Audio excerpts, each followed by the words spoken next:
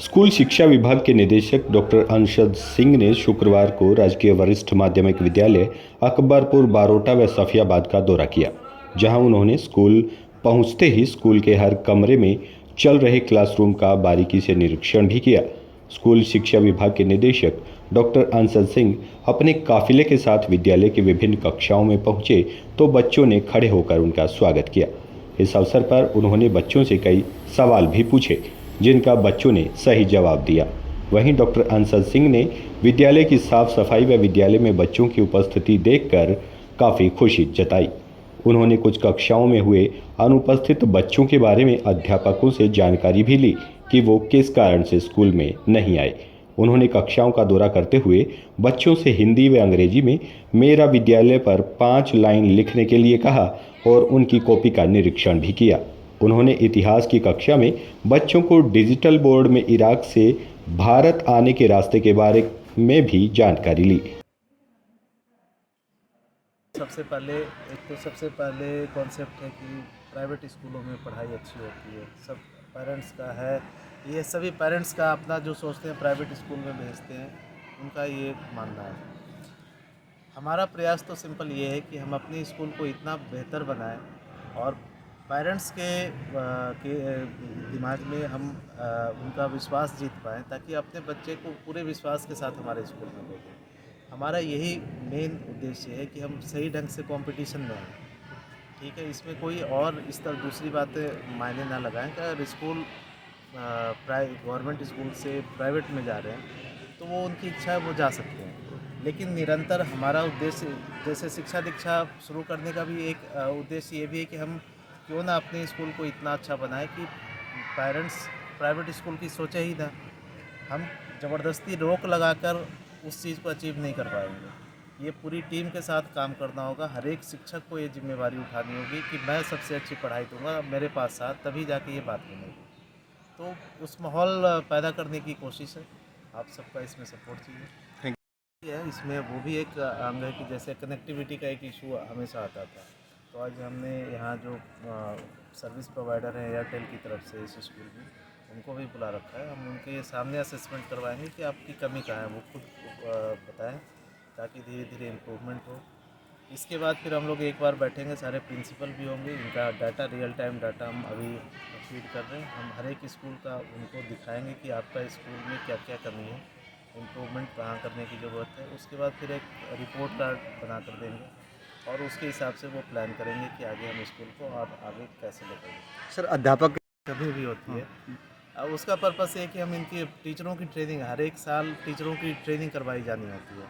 तो ट्रेनिंग ऐसा ना हो कि हमने कुछ भी बना दिया। अब इसका जांचने का पर्पस ये भी है कि टीचर के ट्रेनिंग की आवश्यकता क्या है, विषय की उनको जानकारी है, कैसे उनको पढ़ाएं कि बच्चों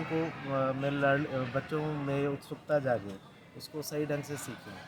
तो इस तरह का हम वो ट्रेनिंग आगे से, जो ट्रेनिंग नीड एनालिसिस जिसको हम टेक्निकली कहते हैं, वो भी हम प्लान कर रहे हैं। वो भी इस हम अपने रिपोर्ट में शामिल करेंगे, ताकि आगे SCRT और डाइट में जो ट्रेनिंग की प्लानिंग हो वो इसके हिसाब से हो।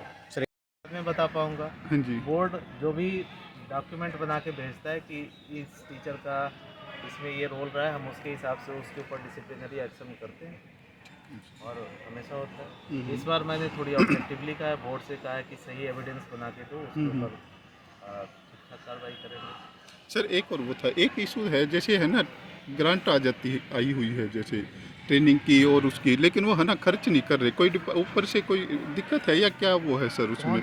जैसे ट्रेनिंग का ये इस तरह से नहीं, ट्रेनिंग कई तरह की होती है। जैसे FLN की एक अलग ट्रेनिंग चल रही है, हाँ जी, वो काम चल रहा है, सभी का शेड्यूल बना हुआ है और भी सभी टीचरों का ट्रेनिंग डिफाइंड है।